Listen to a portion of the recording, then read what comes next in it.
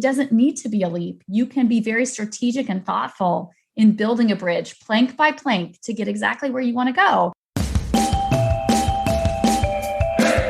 Welcome to Inspiration Rising. My name is David Trotter, and I'm a business growth consultant. I'm passionate about helping business owners, just like you, rise above your biggest barriers to reach your greatest goals, all without the paralyzing overwhelm, feeling all alone, or wondering what the heck to do next. I'm a former pastor and a serial entrepreneur who's passionate about personal growth because that's what's helped me cultivate peace in my life and empowered me to love my amazing wife, Laura, of 26 years, and our 2 almost grown kids. So if you're all about business, personal growth, and peace in your life, you're in the right place. I'm super glad that you're here. Hello, friends, and welcome back to Inspiration Rising. Hey, what would you think if you heard this job posting? You came across it on social media or on LinkedIn or something of that nature, and it said, seeking high energy, forward-thinking professional. That's you, right? You're a high energy, forward-thinking professional. Of course you are. They're seeking you to launch national initiatives. Something that's going to be national. Ooh, it's exciting.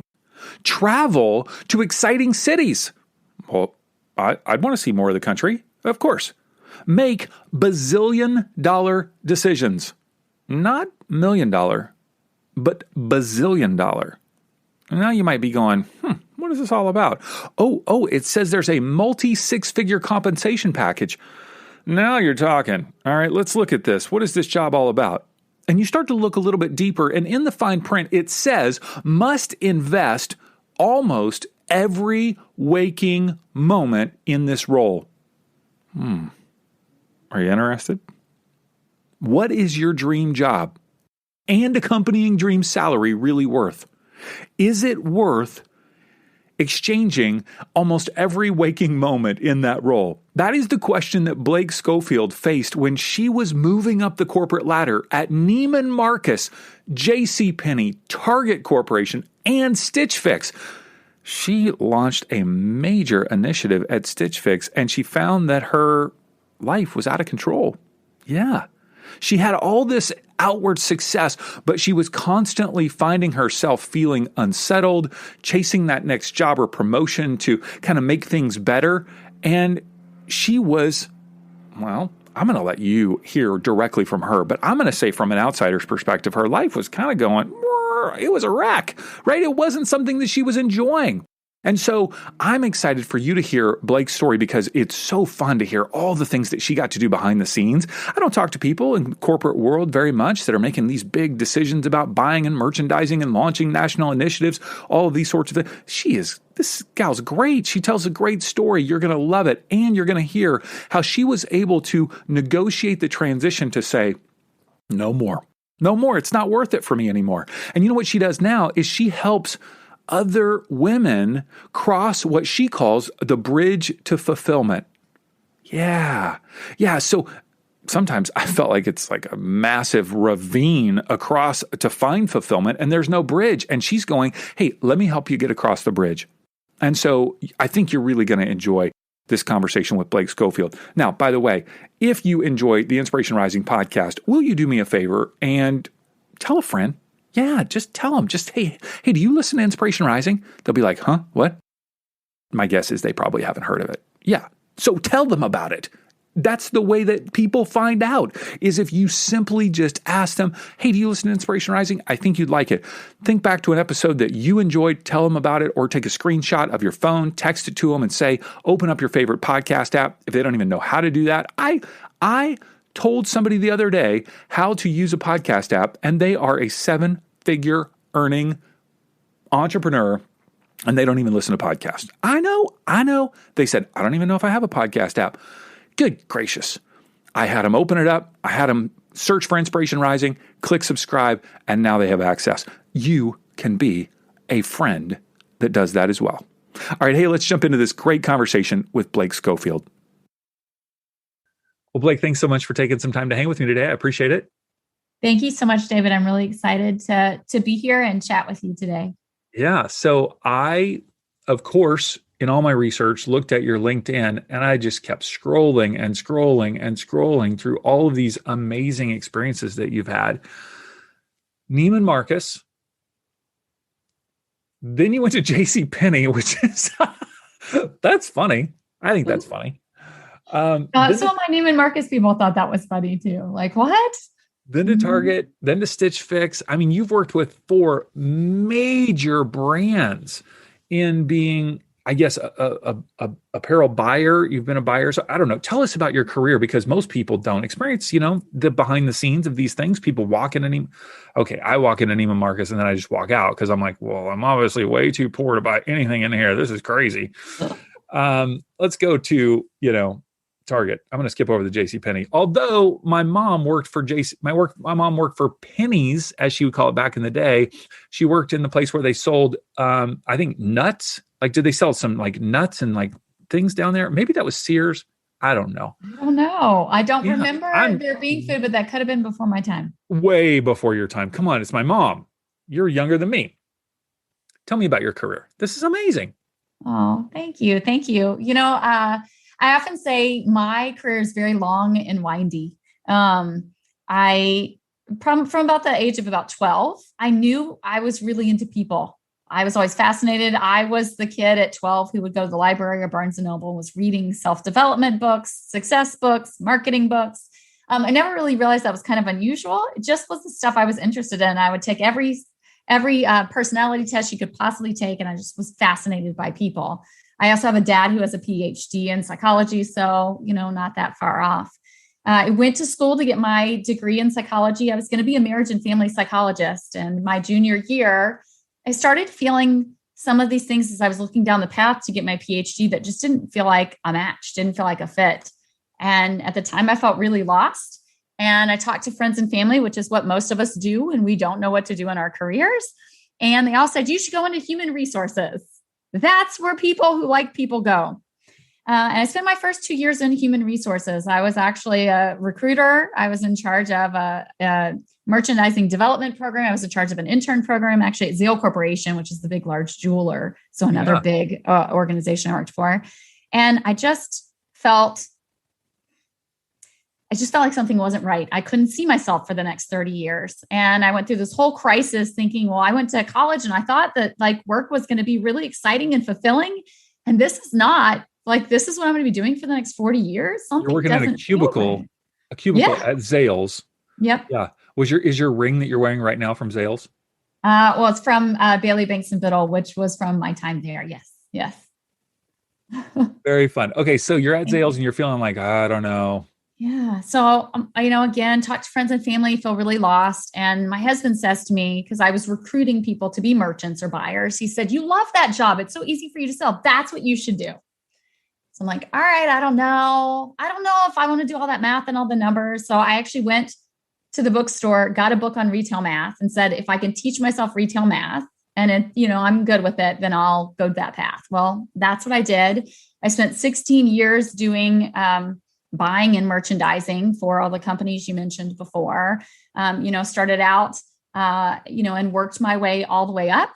My last job, right, was launching Stitch Fix's plus size business from scratch in 11 months to a 75,000 woman wait list. Pretty darn fun. Not too many people get to say that they did that. And before that, I ran a $600+ million business at Target Corporation. And so to your point, it's my career. So it is what I did. I sometimes forget the magnitude of the work that I did, but through it all, I was going through all these challenges. Externally, it looked like I had this perfect life, 3 kids, and somehow I could juggle it all. And I had this amazing job where I was traveling to New York or Los Angeles or overseas. And I got to, build these businesses and make this huge impact. Internally, though, I was really struggling. I was going through these cycles of feeling excited and energized when I would get into a new job or a new company. And then that would start to wear off and I would feel frustrated and stressed out. My work truly bled into the vast majority of my life. One of the employers I worked for, I had work-life balance. The rest of them, I would say I did not over an 18-year career. And I was working anywhere from 50 to 70 hours a week. Mm-hmm. And I, for many years, kept searching for, how can I have this fulfilling job where I feel like what I'm doing is really impactful, but also have a sane life and have time to enjoy my family, my friends, take care of myself. And ultimately, that was my entire journey, was this back and forth. It led me moving cross country multiple times. I just kept constantly thinking the next job or the next company was going to make it better. Mm-hmm. Mm. What if you could prepare your heart for the week ahead in just 30 minutes? That's exactly what I want to help you do every Sunday at Solarize. If you're a soul-inspired coach, leader, or entrepreneur of any kind, it is absolutely critical for you to show up full of life and energy for your clients and customers every week. They need you. But the truth is that you can't pour from an empty cup. That's why I want to invite you to join me on Sunday morning at 8 a.m. Pacific time for Solarize. It's a 30-minute experience to help you prepare your heart for the week ahead. RSVP at soularise.me. That's soularise.me. All right, I'll see you on Sunday. Wow. And you seem like such a nice person. But those jobs, I just feel like whoever has that job, they're intense. They're like kick butt. They're going to just crush you if you get in their way.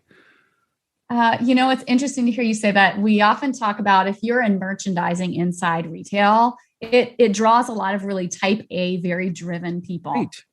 And, I definitely would say I spent the vast majority of my life as a perfectionist, very type A, and it was exhausting, but I believed that was the only way. I believe that's just who I was. Sure. I didn't really understand that those are things that you can change.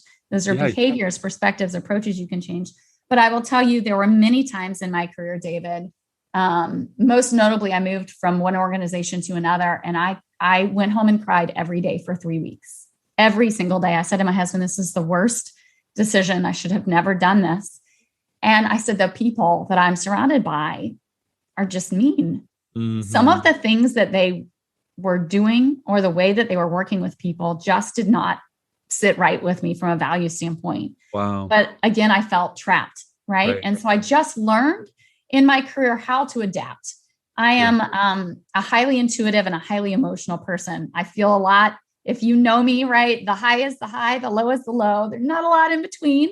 Yeah. And I was told so many times in my career that wasn't okay. That as a woman, as a woman and a leader, I needed to be consistent. I needed not to really show when I didn't like things and then over when I did. And it was a constant battle for me in corporate because I felt like I was always putting on armor to pretend to be this person that always had it together, that never messed up, that had all of the answers. And as a result of that, I think it created so much more stress, so much more anxiety, and so much more unhappiness and unbalance for my life.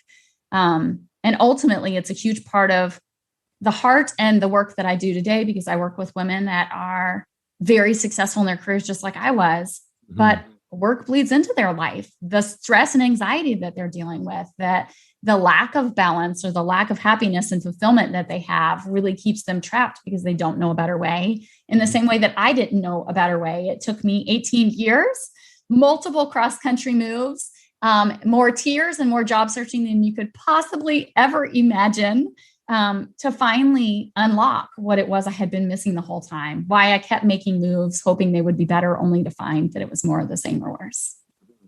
So you're at Stitch Fix, and you've just launched this major initiative, which is incredible. And what is the point at which either something kind of breaks or you just you have a realization? Was it a rock bottom moment? Was it take me to that moment. Yeah, for sure. It was a rock bottom moment. No doubt, but it was not. And what I often tell people that are unfulfilled in their careers, we look at the moments as isolated moments, but it wasn't. I often say that when you continue a career trajectory that's not aligned with your values, you're not happy, you're not fulfilled, you are headed towards a breakdown moment. It's literally as if you're sitting on the train tracks and you know that a train could come, but you don't see one. So you feel safe, right? Sure. And you just keep sitting there.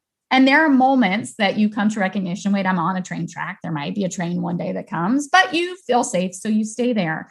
And that's what was happening through my career. I was finding the highs were less high and lasting less often. I was finding frustration growing, things that didn't used to bother me really annoying me. I was finding myself in moments sometimes in a meeting going, I just don't really care about this. Like, who cares? We're not saving lives here. These were all signs and symptoms, right? That the breakdown moment that the train was coming, just didn't realize it. In fact, when I was at Target Corporation, my favorite place that I spent my career, learned many amazing lessons and worked with so many amazingly talented people there. But there were things that were disconnected for me. I spent 2.5 years in Minneapolis when I was there searching for the next thing. It was a very, very long and very painful journey where I felt really trapped. At that time, I actually kind of thought to myself that I wanted to be a coach. I identified that, but I couldn't figure out how. I was the sole income earner for my family of 5. My husband had been a stay-at-home dad for 6 years while we were there. And I thought, well, that's A, completely unrealistic. B, I don't want to go back to school. And how could I juggle all of that? And so I just thought, well, you know what? Maybe I just need a more significant change in my career. And maybe I could just run my own business instead of somebody else's. And that will fix the problem. So I tell you that because I did reach that moment. But in reaching that moment, it wasn't a one-time thing. It was a buildup, right? And then the train, when I was at Stitch Fix, the train came, right? And then I had no choice but to either get hit or jump off.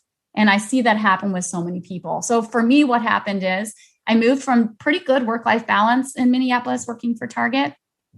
And I moved to a place where my commute ended up being 3 hours on average. Not only that, hour and a half in the morning, hour and a half. Yeah. I was taking the BART train. Just because of where you chose to live Well, and that was the challenge for me, right? I have 3 kids. I'm not going to put my 3 kids in the middle of San Francisco. We're not city people. My kids would not have done well, Minneapolis to downtown San Francisco. So we lived on the East Bay. I needed to find a good school district and a place where I felt like my husband and my kids would feel safe and could have friends, et cetera. The commute ended up being longer than I expected it to be. And the job search and the house search in San Francisco was insane. Yeah. So we were lucky just to even get a place to rent. And it ended up being on average about a 3-hour commute. And I'd have to leave the house by 6:30 in the morning because if you didn't get to the BART station in time, there were no parking spots. And then you would be trying to drive into the city and you definitely did not want to do that. So I was at a place where that was what was really happening. And so I had gone from working 40, 45 hours a week with a 20-minute commute, 40 minutes a day, to a 3-hour commute, trapped like a sardine in the BART station. And I was starting a business from scratch, and the speed of which the team was able to grow was substantially slower than what I had expected. And I found myself working 12 to 14-hour days. I would get up 5 something in the morning, leave the house by 6:30. I wouldn't be home till 6:30. My family would have either already eaten or there'd be dinner on the table. I'd go get my kids ready for bed. And then I would immediately get back on the laptop because I was so overwhelmed and so overworked that there was no way to accomplish my work otherwise. And I would be up till midnight or 1 a.m. working. I would go to bed. I'd get back up at 5. So I was sleeping about 4.5 hours, just the stress and anxiety of trying to keep everything going. And as I saw that, like, not getting better, as I saw like, oh, wait a second, despite the fact that I had asked for work-life balance, despite the fact that I had expected something different, what I was sitting in was a reversal and very similar to what I had experienced at previous jobs, where literally my job was taking over my entire life. Mm-hmm. And through that period is when it became really evident to me. I just said, I just can't do this anymore. Mm-hmm. I'm just not willing to do this anymore. I was in a job where I made over $200,000 a year. I remember looking at my husband and I said, this is not sustainable. You need to go get another job. I cannot continue this. Let me just launch the business. Let me just get it launched. And then I'm done. Mm-hmm. I'm done. I gotta go. And that's really kind of where I reached. So I would for sure say it was a significant, it was definitely the darkest period in my life for sure. Wow. What do you think contributes to specifically, it's not just big corporate companies that can create inhumane workplaces. It can be a small business. It could be inhumane, right? But what you're describing is inhumane. it's inhuman. It doesn't take into account the fact that you are a human being. You're not just a robot that can produce, all of this.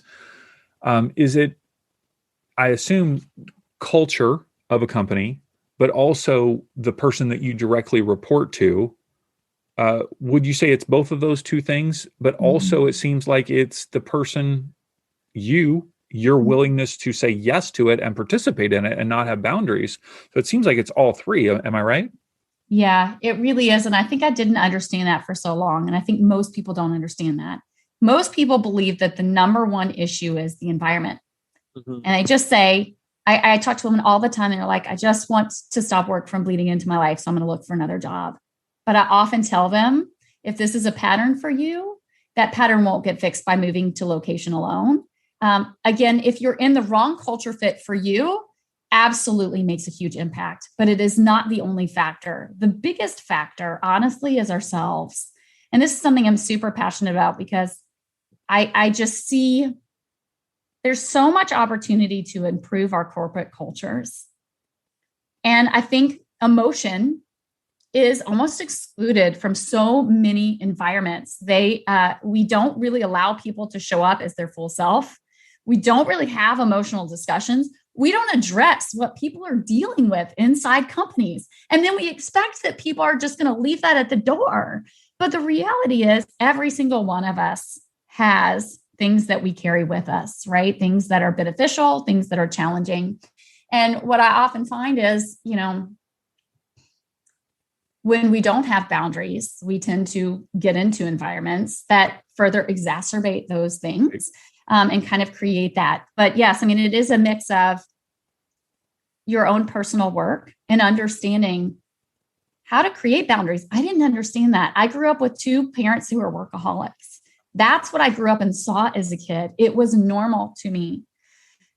Your belief systems. I believed, as I think many people grew up and believe, that in order to make a really good income, you have to sacrifice. That means a lot of hours and hard work. Mm-hmm. I believed that was kind of the only way. I believed that in order to have better work-life balance, I had to sacrifice my income.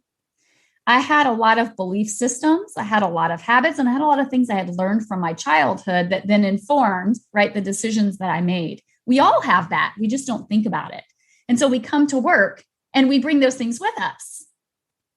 Then we have bosses who are also coming to work, bringing these things with us. The number one thing that I work a lot with my clients, the process we do is really different than what's out there in the market. It's very holistic. And what we're dealing with are both the emotional and the tactical components of how we end up unfulfilled in our careers, right? Because just getting a pretty resume and just changing companies isn't going to fix some of the inherent things if we don't understand why we're unfulfilled and we don't have the tools to create the right alignment for our life.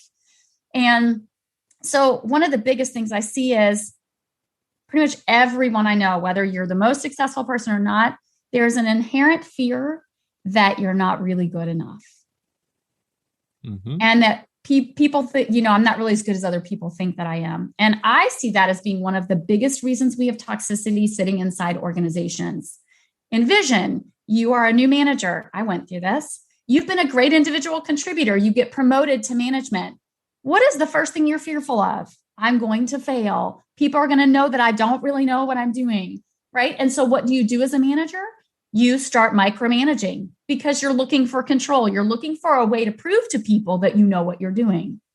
What you don't understand is, micromanaging your team makes them absolutely miserable. They're focusing on the wrong things. You're creating a toxic environment and you're just further exacerbating your control fear, right? And so this is what I watch happen over and over again. So a lot of what I help my clients with is help them understand how to put in boundaries in a way that they can do so without being fearful that they won't be seen as a team player, or without being, penalized or treated poorly. But to begin to realize that when you can set your own boundaries, when you understand who you are, what your perspective is, and the beliefs and habits that have kept you stuck, and you can start shifting that, what you do is you start shifting the corporate culture. So I talk to my clients about learning how to lead the leader. And what's really amazing is my clients usually come to me, really feeling trapped, stuck, want to get out of their jobs. And 3 weeks into my program, I've had clients tell me 70% reduction in stress, right? In control of their calendars where literally they had no time. And then I had one of my clients 3 weeks in a row was like, I'm done with work at noon on a Friday. I don't know what to do with myself. I'm going to go take up a hobby, right? She had no time. Light at the end of the tunnel, really being able to see that we have more power over our circumstances than we thought that we did. And so my clients come to me because they want to transition, but oftentimes they find one of the most surprising things is how much better their current situation is by having the right tools. And so the biggest piece is the person, but then the secondary piece is the environment. Mm-hmm. What might be a great environment for me, David, might be a horrible, toxic one for you. Mm-hmm. And if you don't understand how you work best, you don't understand what your triggers and your non-negotiables are, you will put yourself in an environment with perhaps the wrong leader, the wrong way of working, the wrong structure that actually creates a lot of stress and anxiety. And then that further exacerbates all of the problems. Does that make sense? Of course. You talk about this concept called a bridge to fulfillment. Mm-hmm. What exactly is a bridge to obviously we all have our own ways of couching, you know what I mean, what we do, but I think this is so interesting. Walk me through it. Yeah. So the bridge to fulfillment is both my program where my team and I really help women transition in their careers into more fulfilling careers and lives. It's also my podcast called The Bridge to Fulfillment. And ultimately what it is an understanding that many times when we feel trapped in our lives, it's because we believe we have to take this huge leap or it's this huge risk, right? That's why I was trapped for so long because I made, starting at, I think 28, 29 years old, I was making six figures. I was the breadwinner in my family. And it felt like every decision I made felt like some huge risk or huge compromise. And so we stay stuck because we believe it's this leap. The bridge to fulfillment is really about helping you understand that it doesn't need to be a leap. You can be very strategic and thoughtful in building a bridge plank by plank to get exactly where you want to go. So that as you build this, right, you can just step right on over that gap and right to where you want to go. And that's ultimately what I learned through my 18 plus years of the journey. And in looking back and saying, I had pieces of the puzzle. I didn't know how to put them together. Right. And if I could have gone back, right, I would have gone back and taken action earlier as opposed to waiting until literally I'm sitting there in the breakdown moment coming right at me. Mm-hmm. Wow. Okay, you're ready to start your online business and share your expertise with the world as a life coach, health coach, healer, practitioner, whatever soul-inspired entrepreneur you are wanting to be. But how the heck do you turn that dream into an actual business? Well, that's exactly why we're launching Rise Up Business Academy. I want to help you rise above the overwhelm and procrastination to start your online business, stand out from the crowd, and work with your dream clients, all while fulfilling your divine purpose and generating financial freedom. Founding members get access to our signature Launchpad course, weekly live training via Zoom, and as a bonus, you get a membership to Rise Up Creatives, our content development platform. I want to invite you to join now as a founding member at the lowest price we will ever offer membership. Check it out now at riseupbusinessacademy.com. That's riseupbusinessacademy.com. How did your marriage survive that, that journey, that process? Because it sounds just incredibly, incredibly stressful. Yeah, it was very stressful. I'm very blessed to have an amazingly supportive husband. My husband and I met in college, actually. We were college sweethearts.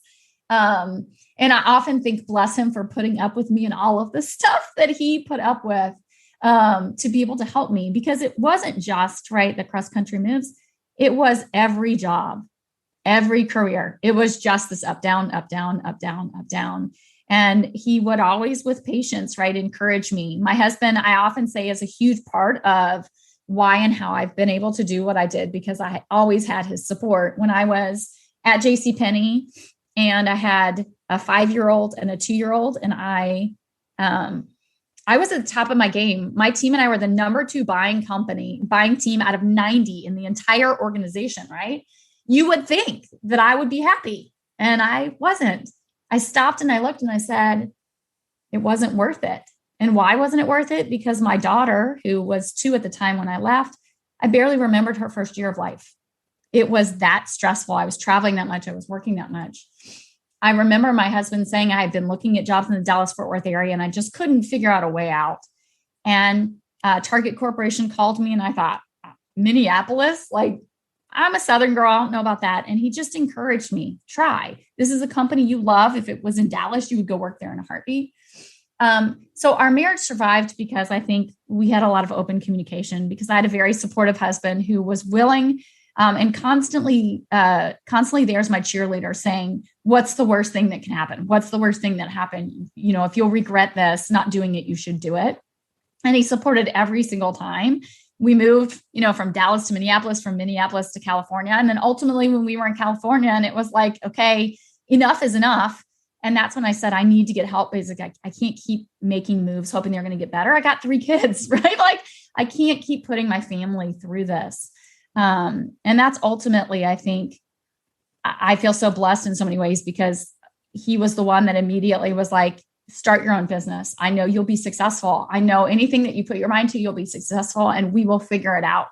We will figure out how to make it work. He went back to work, and everything flip-flopped in our house, where I had been the sole, income earner, to a period of time where he was really the one driving that. And I feel really blessed from the standpoint of, not just did I have a husband who was willing to support me the whole way throughout, but I think my kids also learned some really invaluable lessons about the value of work and how it plays into your life, the importance of really aligning your work with the things you're passionate and naturally gifted and talented at, and the importance of partnership in a marriage, where I think it's very rare to be able to see the type of flip-flopping that happened in our marriage in terms of roles and responsibilities. But it's something I'm really proud of, because there are many things I look back on early in my career and I regret teaching my kids lessons that I don't believe anymore. And I certainly wouldn't want them to live. On the flip side, though, what I've been able to do in the last 4 years, and to watch my kids' perspective about balance in life and work and passion and what you're good at, has been infinitely fulfilling.